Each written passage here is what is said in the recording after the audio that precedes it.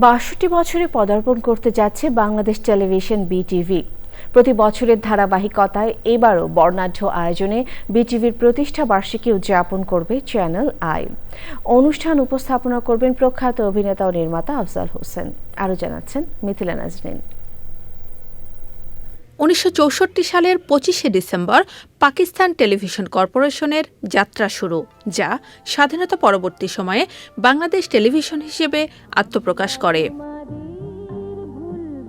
পর্যায়ক্রমে বাংলাদেশের আপামর জনতার অন্যতম বিনোদন মাধ্যম হয় এই টেলিভিশন চ্যানেলটি। এতদিন আছি টেলিভিশনের সঙ্গে জড়িত, এটা কি একটা মানে সুন্দর, ভাবতে ভালো লাগে আর কি। শুভেচ্ছা, শুভকামনা, সবই শুভ, সবকিছু জানাতে চাই।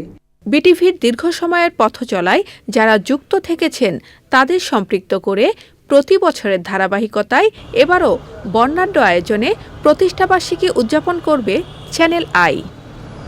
সকাল ৭টা ৩০ থেকে চ্যানেল আইয়ের পর্দায় সরাসরি সম্প্রচার করা হবে অনুষ্ঠানটি।